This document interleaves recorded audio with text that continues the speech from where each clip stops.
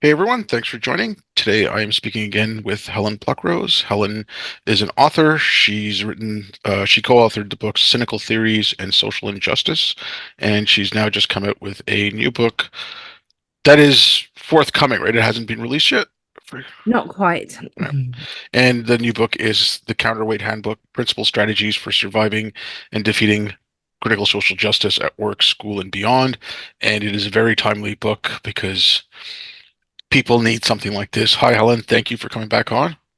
Yeah, it's lovely to see you again, Ade. You were, of course, involved in counterweight, so you have a good idea of everything that we were dealing with.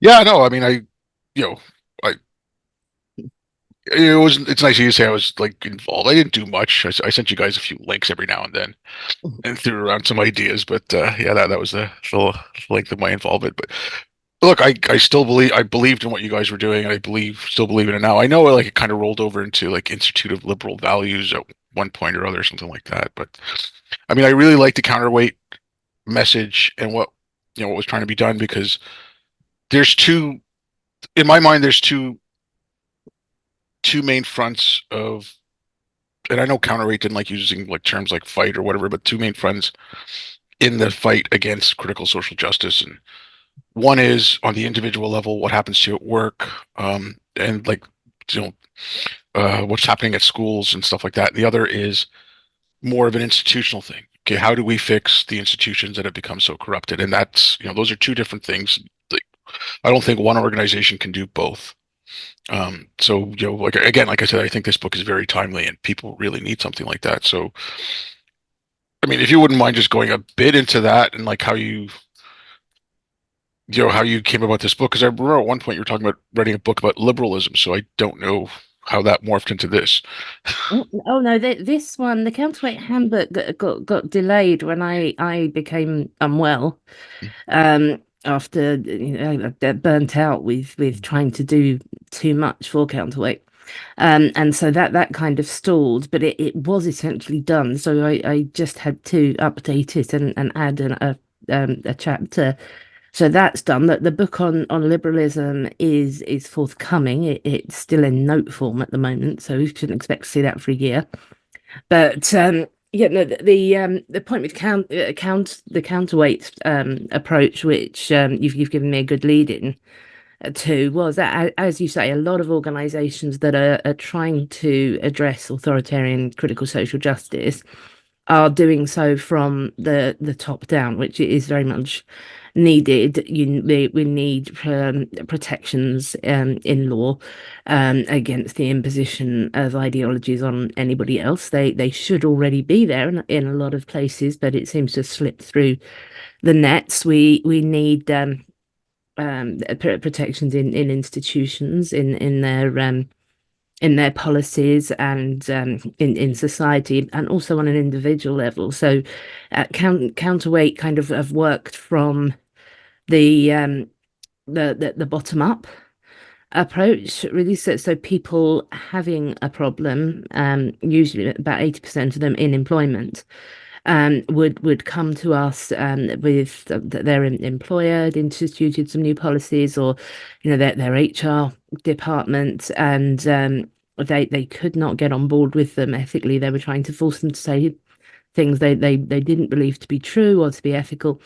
And what do we do about this? So to counterweight is a kind of a guide to assessing whether you're having a critical social justice problem. It's a very accessible breakdown of how the theories work, the common speaking points, a glossary of the terms you're likely to hear, a look at how the training programs work but actually don't work, and then ways to address it depending on the severity of the problem, your position in the organization, your own skill set and personality, and a lot of sort of template letters, and so it's a really sort of, I say, it's a very practical manual for individuals in organizations to address the problem from within. And it's it isn't Of course, we don't have a universal success rate. Sometimes the system beats people, but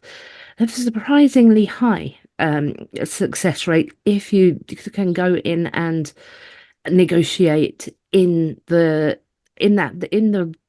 with I break it down to in a knowledgeable way, in a principled way, with some knowledge of the theories, unless you've got an organization which is really ideologically committed, in which case you're screwed.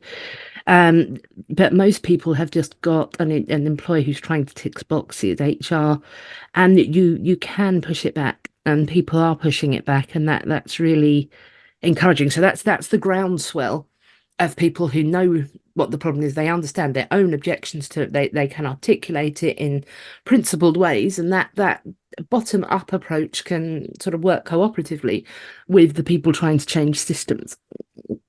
I mean, something you mentioned there, because I was going to bring this up. If you're in an organization that's completely captured, and if everyone, is drunk the Kool-Aid of critical social justice, there's probably not much you can do. Like one of my things I was going to say is that this book is good for stopping people from fully converting. But once you get to the fully converted, you know, you're not gonna you're not gonna reason someone out of these ideas. I don't think because they disdain reason so much. Mm. Yeah, if your institution is and everybody in management really fully understands the theories and totally commits to them, then that's something that's really going to have to be dealt with on an institutional level as an individual. There isn't so much you can do, although the lines between are between sort of completely captured organizations and those which have a significant influence. It's not quite that smooth. We're seeing employers now. I'm afraid not in Canada. Uh, the US and the UK, we're seeing employers feel a bit more confident to assert their own sort of principles over. It's often a group of employees, sort of problematizers. So we are seeing people more able to speak out. The impact of being accused on spurious grounds of racism or transphobia when you're actually just not buying into critical theories of race, or you don't believe yourself to have a gender identity, don't have quite as much power as they used to on a social level. People are sick of it. But of course, as I said, I am speaking of the UK is probably doing best now at walking back from that. The US is still very divided, but we are seeing some promising signs in businesses and in news reporting. We're not seeing a positive shift from anything I can see in Canada yet. It still Oh seems. no, we're lost here. I mean, it's horrible. It's in law, so our government's fully pushing it. I mean, I kind of equate in Canada, I equate Trudeau to Constantine. He's the emperor that's bringing in the woke religion and making it the religion of the country. Like and he started when he first came in. So you had, first you had a couple of motions, then you had legislation to back those motions up, and then you had more legislation. Um, Things like he forced the universities to have diverse chairs of departments. Tied their funding to it. Uh, if you take a look at the gender stuff, it's affirming care only. If a therapist, and there are therapists who are legitimately worried about this, if they're trying to watchful waiting, or even if they try to detransition someone, that they could be facing a human rights violation. So and then our media is completely captured. Like there are a couple of smaller outlets. I mean, there's Rebel News, but as far as like national wide, like the National Post is pretty good. Every now and then, Globe and Mail has a decent story, but for the most part, our media is captured as well. So we're not getting we're not getting a balanced reporting on what's going on in our country. It usually comes from outside of our country, and our government, federally, anyways, is just completely on board with this. So we have a long way to go. Mhm. You know, um, that's I why, have like, sorry, go ahead. I just say I haven't gone into great depth with the different sort of structures in Canada itself. So I but from what you're saying, if it's sort of coming in at all levels, then yeah, that would explain the statistics I'm seeing where we're seeing in other parts of the world are dropping off in uses of certain terms and commitments to certain policies. There's started to be a significant decline, but that's no, Canada does still seem to be on the upward slope. I mean, okay, part of the problem too, and then this is a demographic thing. It's like, who uses the social media now, but with one of the laws that they passed, um, like Facebook, Meta, so anything that's Meta related, so Facebook, Instagram, I think WhatsApp, you can't share Canadian news stories, or you can't share news stories, period, in Canada, because the Canadian government said you have to pay advertising fees to these companies now. Oh, you're getting traffic and just uh, sharing. Like basically, their thing was you're generating ad revenue by on the piggybacking onto the news stories, whereas Facebook and Instagram and all these things were driving people to the Canadian news outlets so they could click on the links. But the Canadian government said, no, no, you're making ad money off it, so now you have to share it with the individual media outlets. And so Facebook said, nope, sorry, we'll just block it all. And then Google was about to do it, and they came up with some form of payment that Google agreed to, which was less than what the Canadian government wanted, but that's still precarious. So, you know, depending on certain demographics, we don't have access to news. Like, I can't share a news story on Facebook. Like, I have friends, I'm in my 50s, I have friends my age. If I want to share something with them, I can't do it on Facebook. I have to email it to them. I have to, and it's a lot easier to post a story on Facebook than to email a whole bunch of people because you might forget someone or whatever. It's so that's part of the problem in Canada as well. Another big thing is, and I think I've said this to you before, is Trudeau and his side or the people who are pushing the critical social justice because it's not all left wing. There are like there's some sort of provincial conservative governments that are pushing some of this stuff. Um, all they have to do is say, "Oh well, if you're opposed to it, you're bringing in American style politics." And the funny thing is, I mean, like let's take race. Everything's based on CRT. CRT is a critique of American jurisprudence.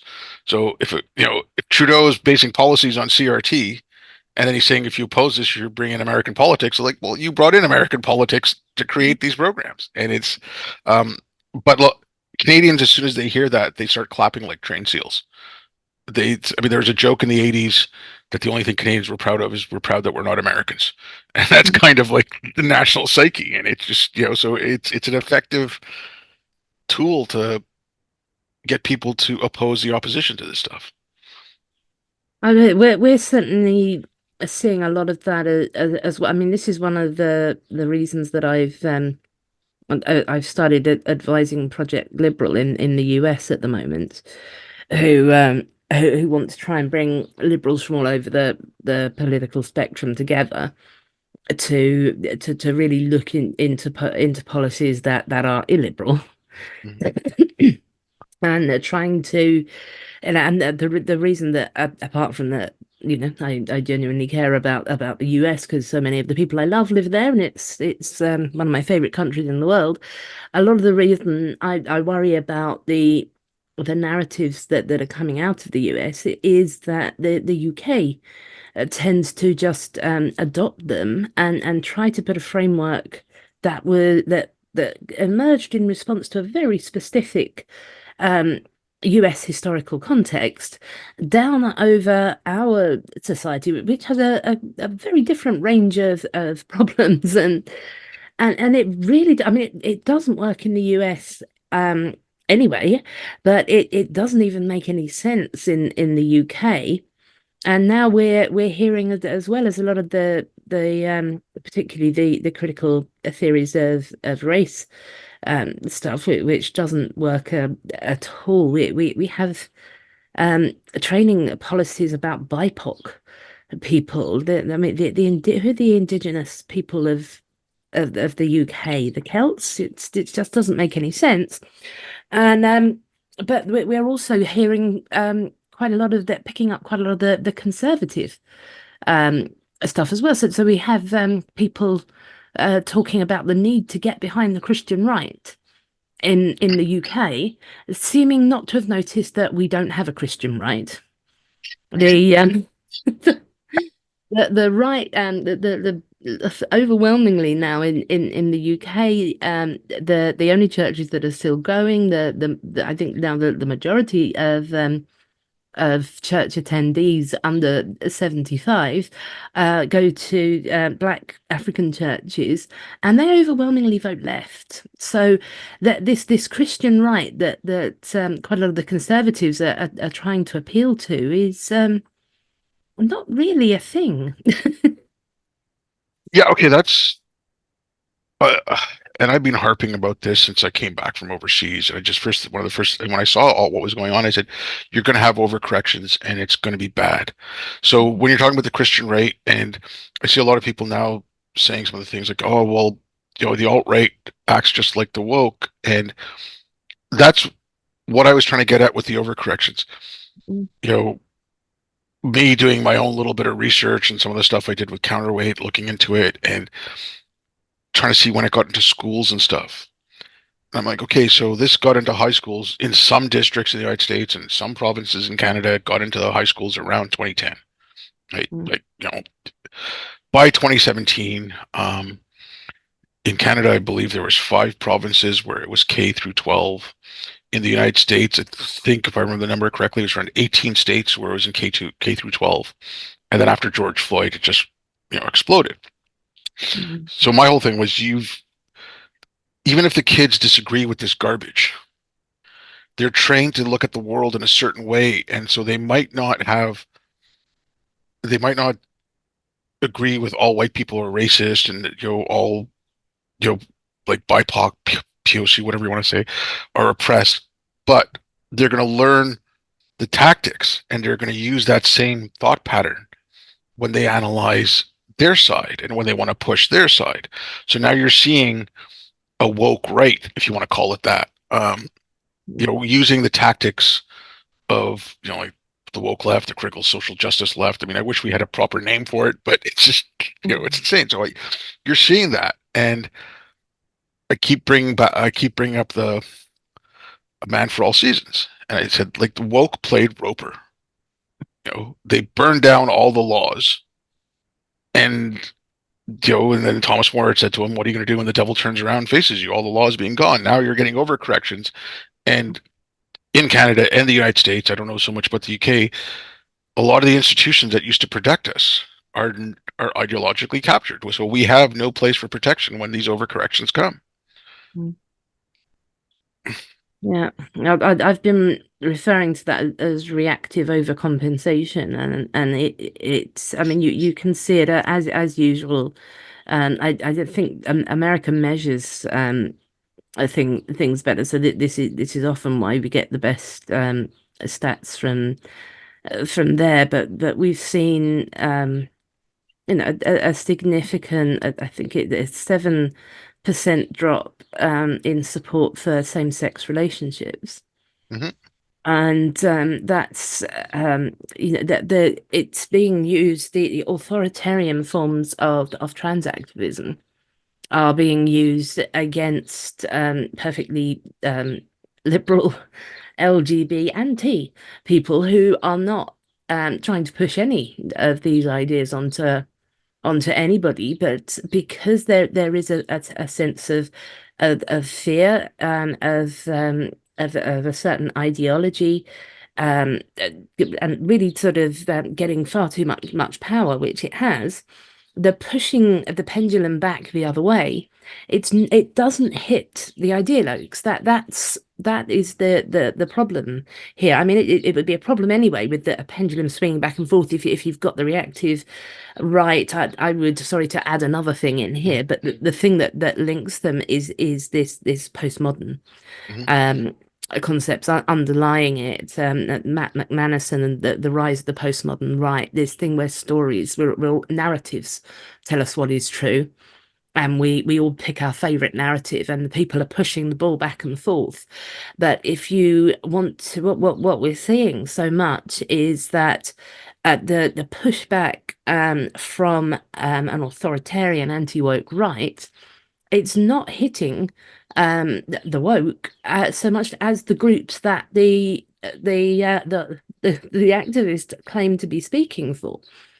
So because they've connected critical theories of race so much with Black people, and the queer theory so much with LGBT people, when they push back, it's not at the people who are um, propagating these ideas. In a lot of cases, that the people promoting critical theories of race are in fact white, but at those groups. And so we're seeing a lot of very overt racism now on Twitter. This may be something to do with the algorithms changing, but rather than actually, calling some Black individual who is often doing something completely harmless, that they're calling it a diversity or a woke thing or EDI.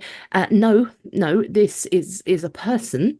We don't know what this person believes, but that connection now has been made, and people who were probably already inclined to be racist can use the language of being anti-woke in order to actually attack Black people. Yeah, I mean, okay, look, I agree with you there, and that's one of my concerns. Um, I think part of the problem is, you know, and you've done a Herculean job of trying to get the information out, trying to inform people, but people are looking for the little short soundbite. People are looking for the little blurb. You know, you have to spend some time and do some reading, like, to quote the woke, you have to do the work, and to understand it. And so the masses, now that it's becoming more and more apparent, and there was pushback, and people are bringing it to the forefront. So the masses still don't know what this is.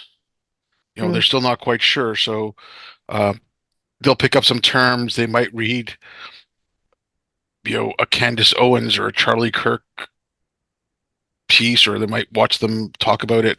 And I'm not saying I'm an expert by any means, but at least I read the stuff and tried to understand it, trying to see where it came from. But these people are clueless.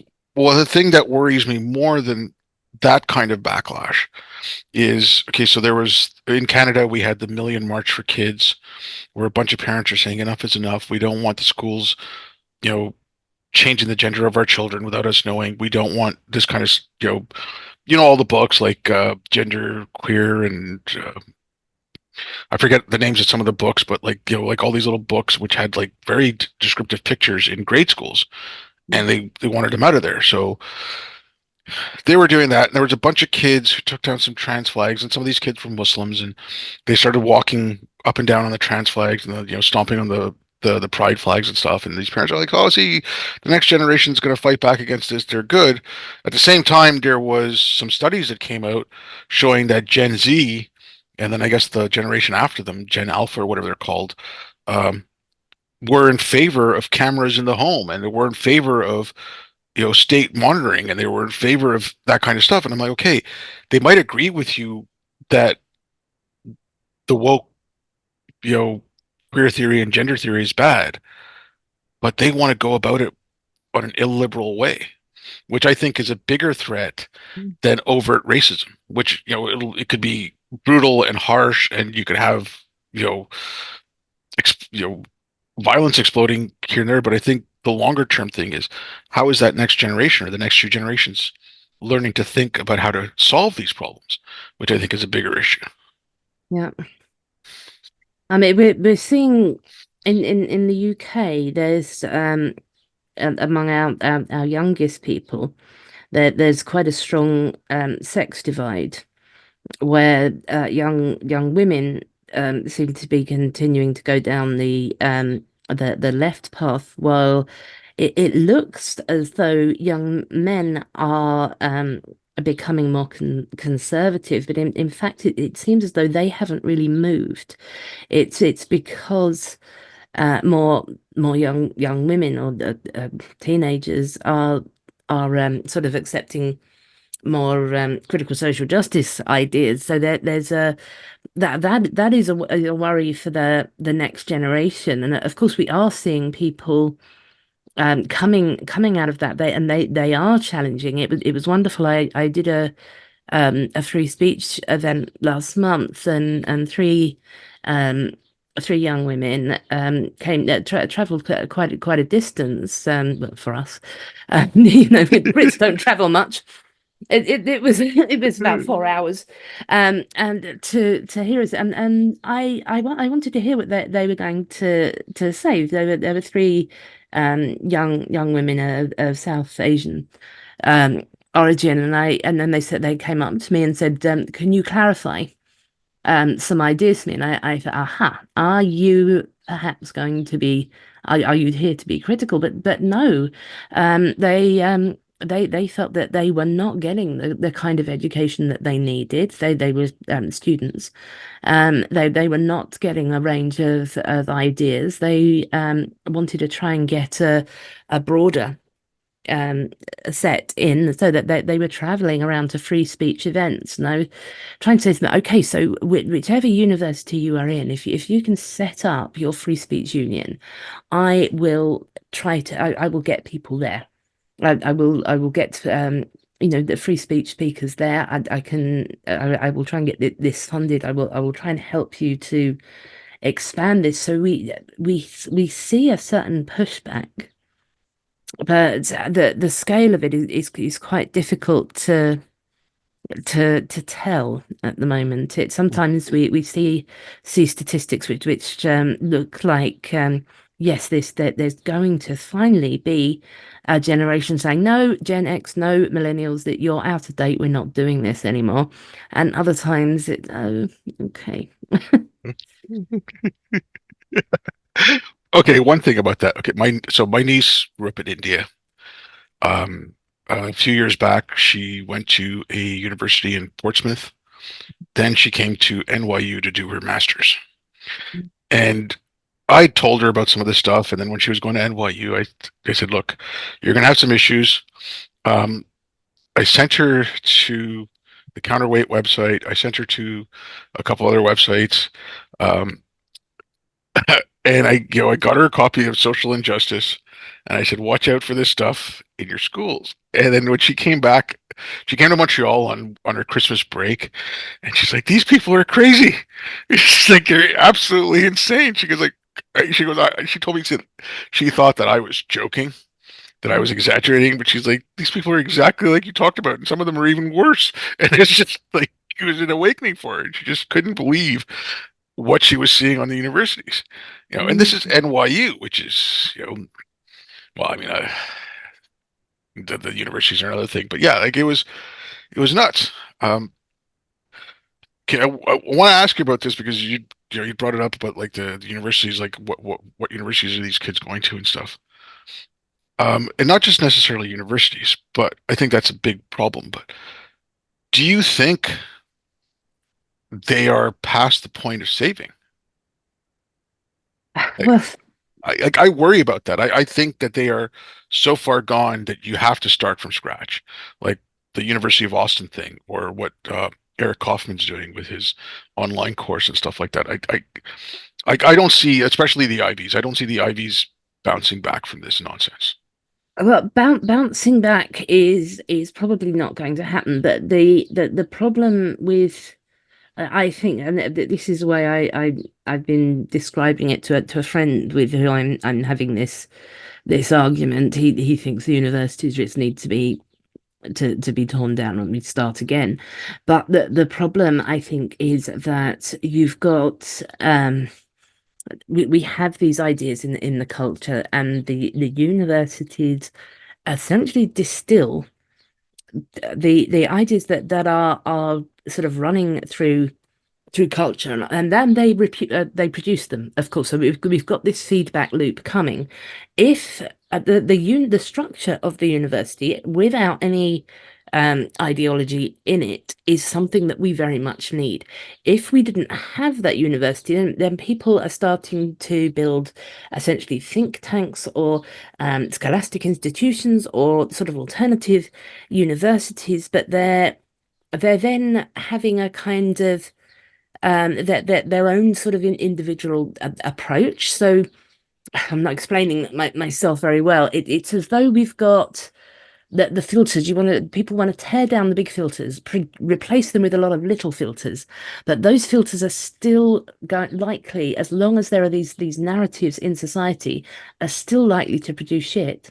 But they're going to be producing different kinds of it. And if when we actually fix this problem, we may be sorry if we've torn down the good filters, because we've got the way the universities are supposed to work is as a marketplace of ideas on an intellectual level. That we're supposed to have these different competing hypotheses in there.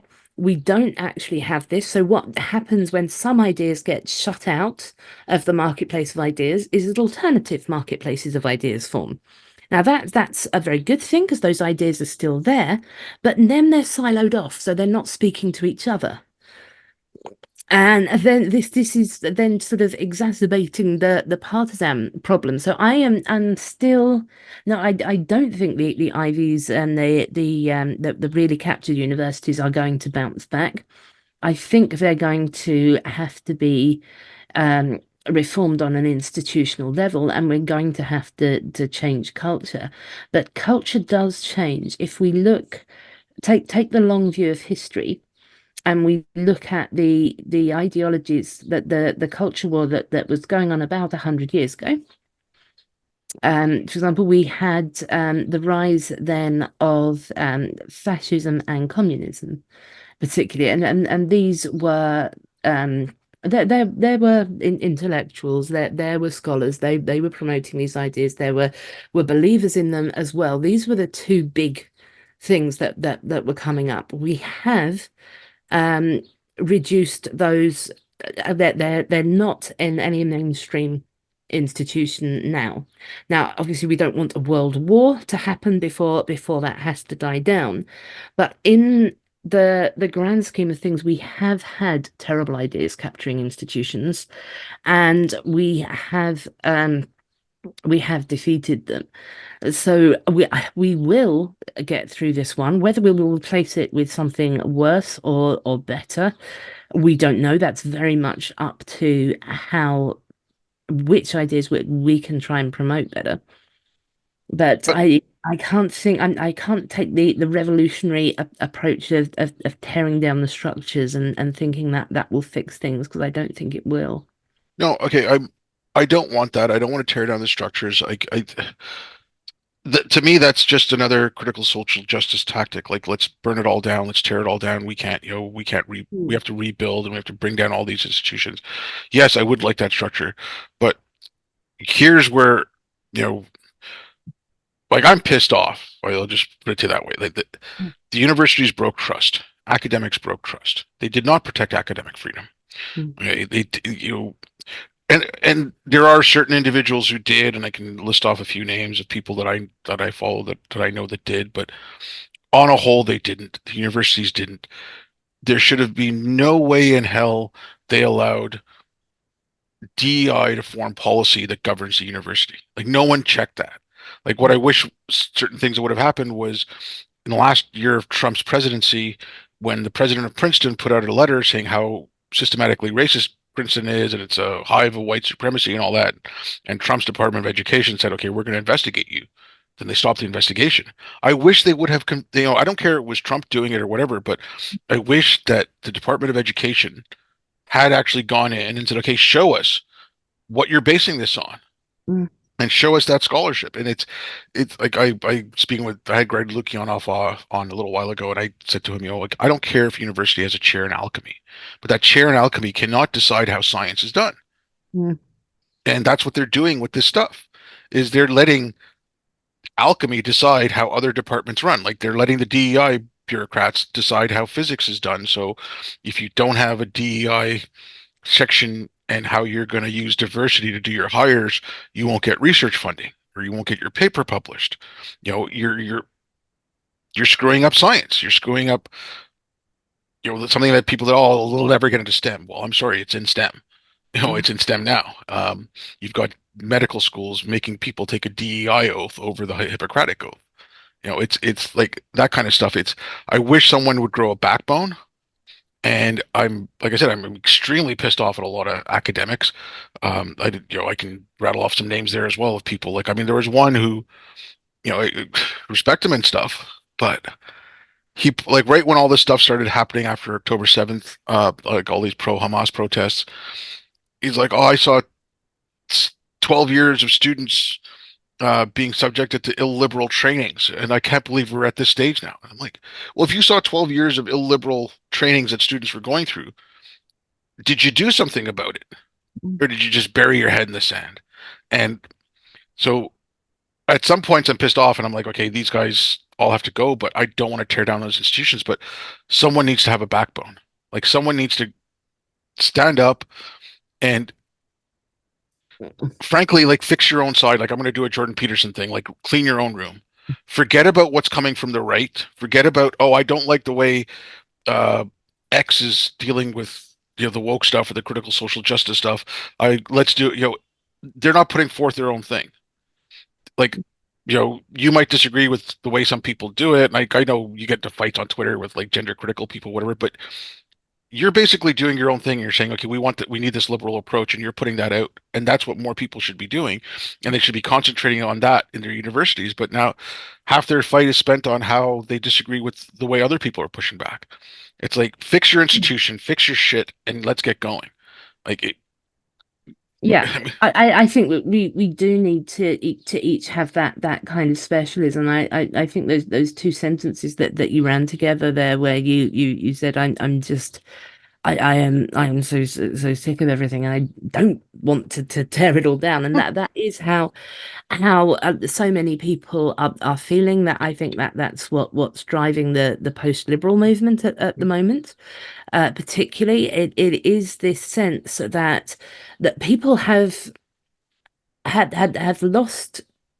They haven't lost confidence in liberalism itself. That they've not lost their commitment to freedom of belief and speech and treating people as an individual, but they are so now profoundly pessimistic that this is ever going to become a sort of a consensus. Again, we have this polarization instead, that they are almost feeling as though there is no hope for liberalism at all, that we just have to try to almost to bring in something authoritarian that will stop this. And this is something that worries me, because we do need decisive action. We do need structural change, and the only way we can do that is by getting enough support behind a certain approach to it. So when it comes to universities, for example, if I was suddenly made Empress of the world, what I would do would have um a charter that universities do have to show themselves to be trying to have the full range of diversity, of diverse opinions in there.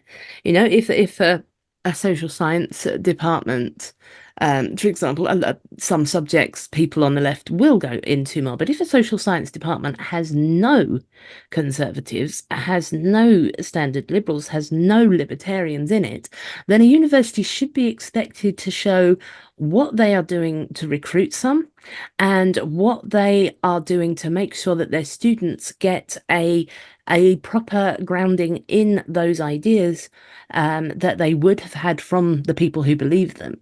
So putting these kinds of things in place, because there are other people who would like to go into universities and just ban certain ideas, just say, right, you are just really liberal, and we just need to ban you. And of course, the problem, as you said, with that is that then you're putting in place a structure that gives governments the power to say certain ideas must not be expressed, this can then be used against other people. And it's actually no harder, if you get enough support, to say all ideas must be able to be expressed, but they have to do their due diligence as academic ideas. You cannot say that your way of going about things is not up for debate. You cannot refuse to engage with competing hypotheses. You can't have a literature review on a certain subject that doesn't include any of the competing hypotheses. You have to act like academics. Okay, one thing on that, and I think part of the problem is the language. And when I say that, like you're saying, oh, people are losing faith in liberalism, or people want to defend free speech, but I don't think people understand. Like when you use the word liberal in the United States, when you use the word liberal in Canada, and when you use the word liberal in the UK, it has three different connotations. Yeah. And so liberal in the United States has gone to mean left, and you're all commie liberals. I'm like, well, no, communists aren't liberals. Like, and so I mean, I was joking when I first got back from overseas. I'm like, these terms don't mean anything anymore. Like, I like the Enlightenment values. I'm an Enlightenmentarian. There, that's what you can call me. And then, I was because I was like, let's make a values based. Even though liberal, you could say, okay, well, there are a series of liberal values, but I'm like, okay, these come down to Enlightenment values then. Like, so let's stick with that. Um, but I don't think people. Okay, in Canada and the United States, I can't speak so much about the UK. It's a lack of civics. People don't know what free speech is. So again, going like I don't want to get into the whole protest on the universities, but oh well, it's our free speech to stand here and protest. Yes, Jeff, perfect right to protest, but you don't have a right to block people's entrance. You don't have a right to shut down speakers. They don't know what free speech is, No. and so I think that's going to be a huge. That's one of the biggest impediments to fixing all this stuff is everyone's got their own idea of what these terms mean, and none of us are right. Like it's that. I mean, this is a kind of a crisis of language, a crisis of narratives that we're having at the moment, and I do think so that James Lindsay and I disagree quite profoundly on a lot of things now, but he said that what we are entering into is would one day, hopefully, if we defeat it, be called late postmodernism, the age of narratives. And that, I think, I is precisely what we are heading into. So I have to cite him on that one. And it is where we're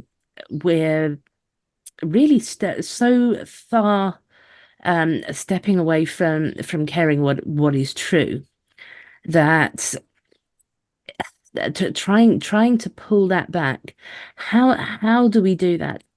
That this is what I'm trying to work with at the moment. This is where I think Project Liberal it is quite promising because it's I think everybody is more to the right than me, and a lot of them could would most likely be understood as libertarians.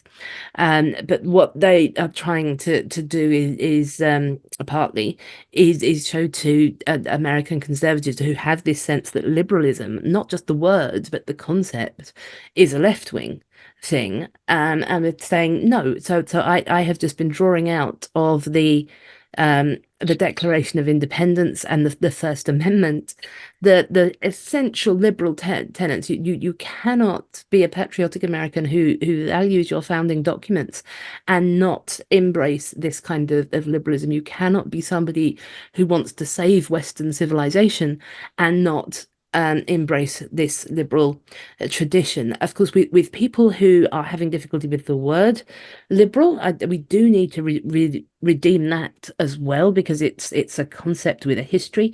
But in the short term, if I'm speaking to somebody who is cagey of the term liberal, I say to them, well, anti-authoritarian. If you prefer to consider yourself anti-authoritarian, then that is all I'm asking of you at this time. So this kind of overarching a principle of liberal democracy, which essentially comes down to let people believe, speak, and live as they see fit, unless they are causing material harm to someone else or preventing them from doing the same. That comes down to an anti-authoritarian commitment, and that's right at the center. That's the bare minimum that a liberal democracy needs for people to commit to. And so we're trying to bring in together, as you were saying, people getting their own houses in order. So I've been speaking to liberal socialists who are concerned about illiberalism in socialism, obviously, and Christians, and that they're more orthodox Christians, so they're not liberal Christians in the sense that they interpret Christianity in a liberal way, but Christians who don't want to impose their Christianity on anybody else. If we can say this is the anti-authoritarian thing, this is what we have to try to get through to people. I think that as you said, is so very, very messy. We are having a crisis of language. We are depending so much on narratives and really seeming not to care for the truth at all. We thought, I think 2016 that the word was post-truth. Um and that we thought that that was the year of that. Well, we're really in that now. Yeah, on that. I mean, like I was saying that. So I was trying to say the same thing, and I used January 6th and the summer before it as an example. Mm. Okay, so you had all the BLM protests and the riots going on. You had, courthouses burned. You had police stations burned. You had federal buildings attacked. All that summer long. You know, you had doctors that came out and said, okay, yeah, it's okay to go out and protest because racism is a worse virus than COVID. And then these same people said you can't go vote for Trump. You have to vote by mail because standing in line is going to, it's too dangerous for because of COVID. So basically, you had the medical establishment talking about a socially conscious virus that'll only attack you if you go to the wrong kinds of gatherings. I mean, that you had that coming up. You had the way I framed it was imagine you'd been in a coma starting in at the end of 2014 and you wake up in 2020. Mm. First after getting over the shock that Trump is president, you're told about this virus that's so deadly, so dangerous, but then the medical establishment is saying go ahead and protest for Black Lives Matter. Some of them were going out and protesting for it. Then they were saying, oh, it's too dangerous to go out and vote. Mm. You have to do it by mail. I mean, if I'd woken up from a coma and I'm hearing that, I'm like, okay, I think Trump is crazy, but he's got a point when he's saying that they're trying to steal the election because look at everything you're saying. You're saying don't, go protest for Black Lives Matter, but if you go stand in line to vote, that's too dangerous. The two things don't mash. And No. so you set up you set up the situation where Trump can use the narrative of they stole this election from me and you know incite his followers. Like you set that up for him. You gave him you pitched him a softball and he like you just lobbed him a ball and he hit a home run out of it.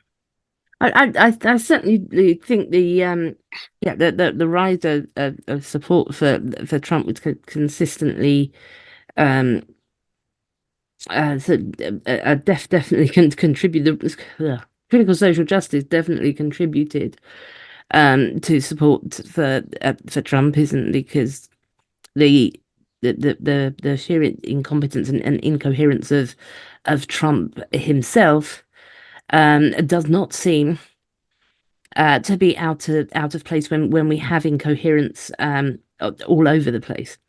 So there certainly is that kind of mutual feedback thing, and this is where I feel that the liberal left. So I support liberals on both the left and the right. Of course, in my main mission here, but I myself am liberal left. And when I'm speaking of electoral matters, the issue that we need to take responsibility for is that we allowed the liberal left to drop the ball on defending what was true and holding on to what was consistent, because that was always an issue that was coming from particularly the religious right, who wanted to ban teaching about evolution, and claiming that the gays were causing weather disturbances, and all of this conspiratorial nonsense could be seen for what it was, when we have at least some set of people, typically, of course, in most people aren't insane, so we have this respect for reason and truth, but then when you have a strong faction on the left being just as divorced from truth, denying basic biological facts as strongly, making similar claims about politically selective viruses. You're going there isn't at all a side that you've lost any moral high ground you've got, and this is why when I'm talking on a grand on a grand scale, on the level of epistemology, on the level of ethics, then this isn't at all a matter of left or right. This is a matter of trying to get the grown-ups into the position of power, getting the ethical conservatives who care about what's true, who are going to be consistent in their principles, to be talking to the ethical liberal left who care about what's true, who are consistent in their principles, and I think this is where the liberal organizations that are kind of rising up now have got a place to try to bring together those of us who, as you say, Enlightenment values, reason, evidence, consistent principles, individualism, universalism, tolerance of difference, viewpoint diversity, try to get them to form a consistent, and this is very difficult because trying to get liberals in that broadest sense to a load of individualists to form a collective to push back against authoritarianism is like herding cats. Yeah. That is what we need here, is a really an a kind of a message that is clear to people, that they can understand, as and that they can feel as inspiring, because that is often what the reasonable, evidence-based, consistent principle lacks, is that element of story, of narrative, of fire. It's just not exciting. Whereas when you have these extreme narratives that the great replacement theory, or everything is white supremacy, then these are the people are going to click on those more, as they're getting a sense of existential dread. There's this tendency to retreat into more extreme positions, nice simple narratives. Those of us who are trying to hold on to what is true, and standing there saying, okay, so this is a problem, but we need to consider this, and this, and let's apply our principles consistently, and let's not skew the facts in any other. Then that's not a story. That's not inspiring. Yeah, I mean, okay, just because I kind of derailed the whole talk about your book, so I'll try to bring it back, because that's one thing you mentioned in your book, and which I agree with quite a bit, is go out and find people. So like if you're trying to push back on something at work, you might only find a few people at work that agree with you, but go out online and form these communities. And again, it's really hard. Like I saw it, like XMNA, just the way that there was different sides and that who wanted to do different things. I've seen it in a couple other groups. Um, you know, even some place like um, Fair, like the way they kind of splintered for a little bit, and then they kind of reformed a little. You're not going to get these, but yeah, that idea of finding people who have similar viewpoints, and it's not even so much a similar viewpoint. I think it's what you mentioned there.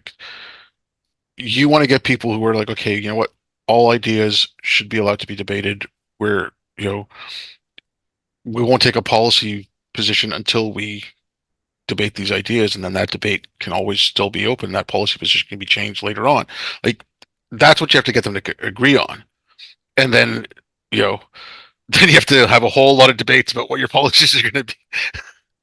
But it's that, but it's also the narrative thing that you were talking about in there, and that's something I brought up a while ago, which was it was kind of when we went from cable TV to streaming.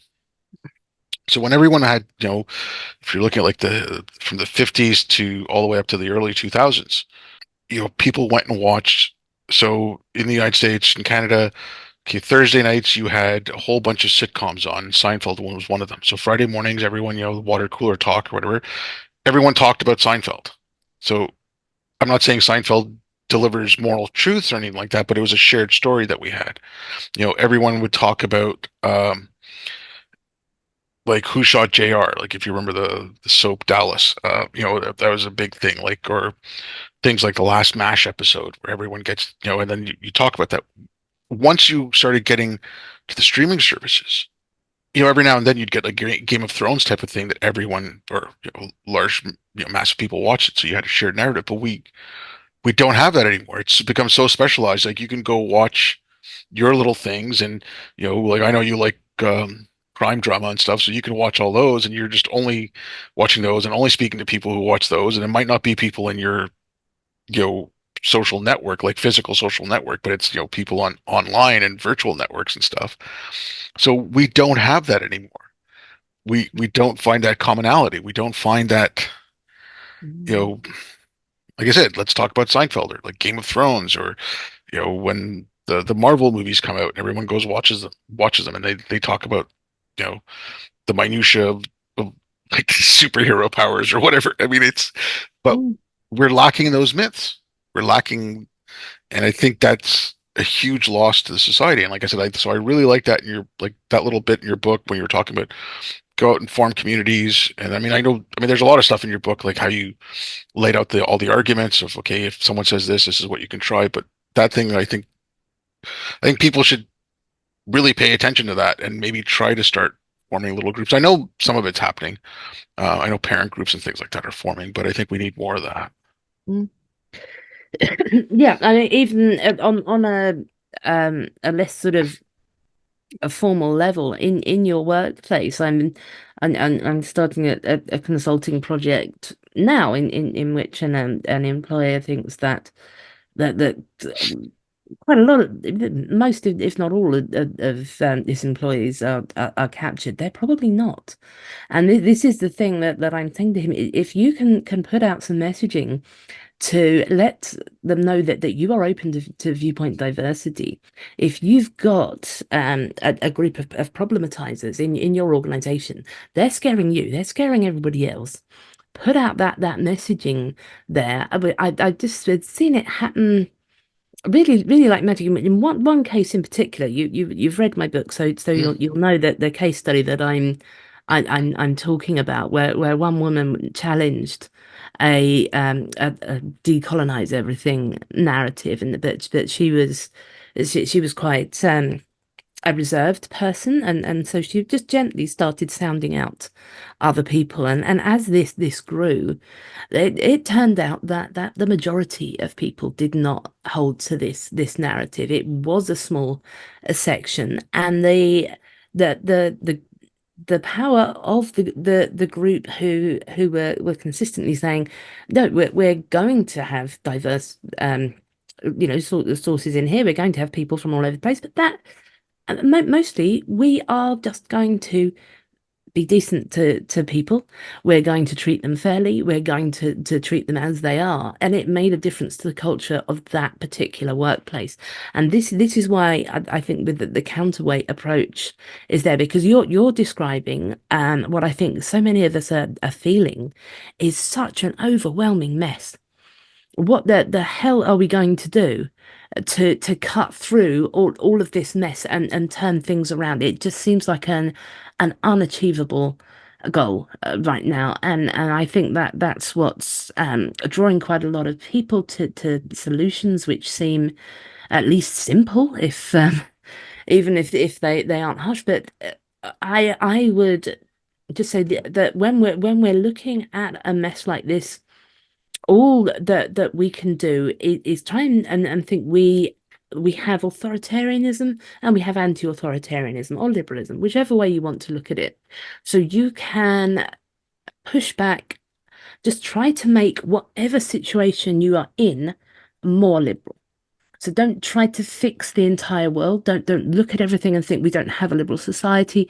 We're all doomed. Just make whatever is around you more liberal. Clean your own room if you like. No. If we have to cite Jordan Peterson, but yeah, just clean up around you, and if the more people that we can get doing that, then I fear that a large part of the problem now is not that people have become more authoritarian by choice, but that they have become disillusioned with liberalism and that the whole thing of the freedom of belief and speech and treating people as an individual. And if they're not actively supporting it, they're so tired of it just not being there and and feeling so disillusioned that they're not pushing back at it. But of course that is what we have to do, because that this liberal society that you're saying, where is it? We don't have one. Well, you are it. And yeah, you can't fix the whole world, but the more you can push back, it's going to be a self-fulfilling prophecy. If you say, liberalism has failed, that there is no way out of this now, we're in too deep, that I don't see a way back, then there won't be a way back. So we have to keep pushing. On that, okay, the United States, I think, as far as legislation and stuff goes, protect like First Amendment, so protection of free speech rights and things like that. I think it's that way it's the best. But I think in the UK and Canada, the parliamentary system, if we can actually get back to what it's supposed to be, which is okay, I don't vote for Justin Trudeau or Pierre Poilievre or Jagmeet Singh, the leaders of the three parties. I vote for the MP in my riding to represent my riding, and the party with the most seats forms a government. Right. So I try to tell my friends, like, focus on your local riding.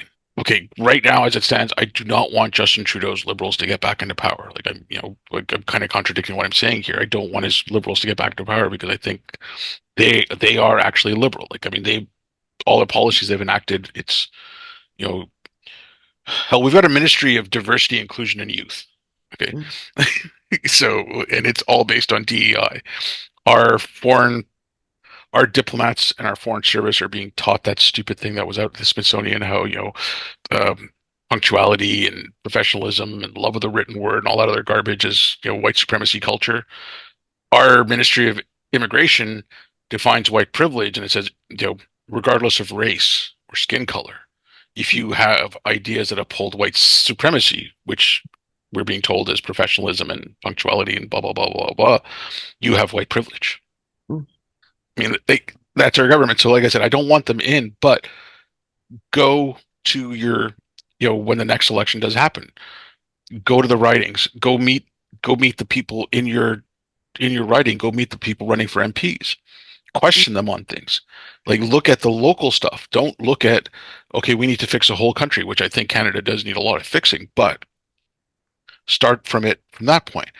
Go to school board meetings, go to town hall meetings, go look at what you can do in your local area yeah, and bring that up because that at least is a manageable task. yeah. You know, um, but yeah, I think we're some of you know, I'm guilty of this, like doom scrolling on Twitter and looking for like awful stuff and just finding like oh my God, and you get overwhelmed. But yeah, it's like focus on one thing and try to get that done. Like, I mean, that was my kind of my whole impetus for my little podcast here was like just wanted something I could send to my friends saying, here, listen to these people. They know what they're talking about. And so I just wanted to influence my friends, and that was it. Mm. And like that's I think we kind of need to do that. Uh, You are contributing to the marketplace of ideas. You are putting stuff out there. And that is a thing that you can do. I can feel your despair emanating through my computer screen. I can, and I do. People often accuse me of being idealistically optimistic because I'm kind of cheerleading this is how we do liberalism thing, and people keep saying to me, but this liberalism thing isn't happening, and I say I know, otherwise I wouldn't be arguing that we need to do it. But the disconnect that's happening there, I think it's a matter of I am not necessarily more optimistic that liberalism is going to win out. I'm not going to on levels of probability. Are we going to rediscover and reclaim our commitment to freedom of speech, belief, treating people as individuals, viewpoint diversity, valuing our shared humanity, trying to reform things over a revolution? Are we going to get that back? I am not going to predict here. I am going to say that this is what we want to get back, and so we have to that is what we have to aim for. This is a goal. I'm not necessarily more optimistic. Liberalism does not sit so well with the human psyche. I think it is fundamentally difficult for a lot of for people um to feel, well, that these ideas are totally wrong and I must protect their right to exist. It's not something I think we do naturally. It's something that came out of being when sort of relative prosperity and stability came to the West. We came back from the sort of survival values into broader values. We developed these ideas, but we could very easily lose them again, particularly if people feel under threat. That is when they're going to go back into their tribal and their authoritarian mindset. I keep positive, and I keep arguing for the sort of how we need to make things more liberal. And not because I'm optimistic this is going to happen the day after tomorrow, but because if we don't have people who are doing this, it definitely won't happen. Um, okay, last thing, because I want to be conscious of the time. I don't want to keep you too long. Have you ever read David Deutsch's book? What's it called? Something of Reality. Uh, I can't remember the name of the book. The Beginning of Reality. Sorry, looking No, up on my bookshelf. with that one. Okay, so he talks about pockets of enlightenment that had happened you know, throughout history. I mean, he's talking about the scientific method and stuff like that, but he brings up these pockets of enlightenment.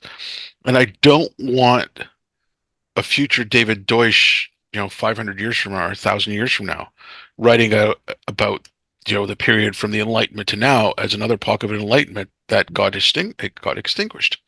Yeah. Because that's my concern. It's if if it fails in the West or liberal democracies, um, there's nowhere else where it's being upheld.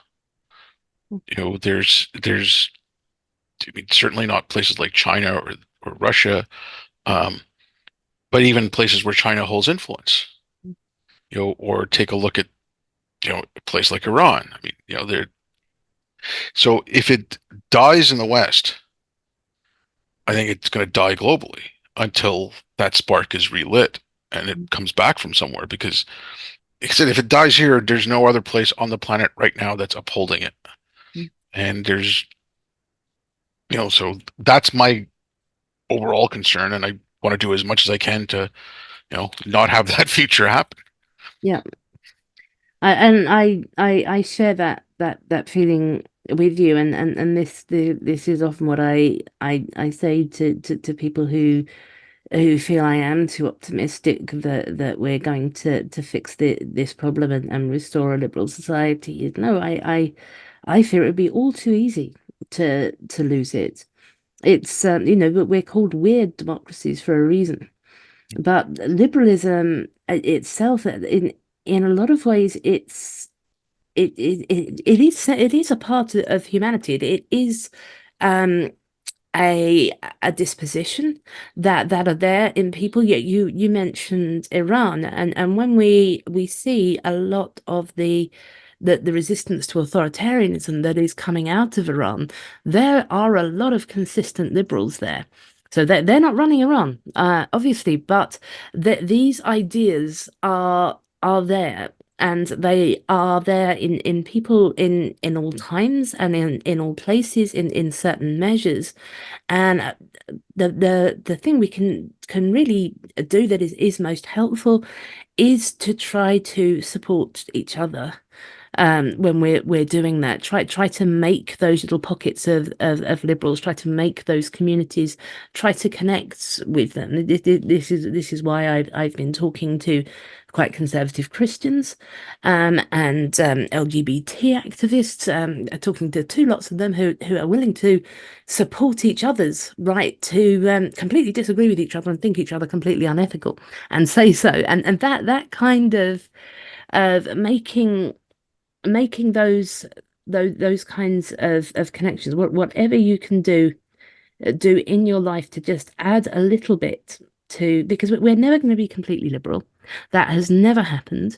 There's always going to be a liberalism in the world, and I see on this grand scale that we're looking on at the moment, there is a balance of liberalism and illiberalism. So we just try to add to the liberalism scale and not the illiberalism scale. And that is all any individual can do. Well, I mean, I think that's a good place to stop because if I keep going, I'm going to be very, very pessimistic and bring us both down. So I try to avoid that.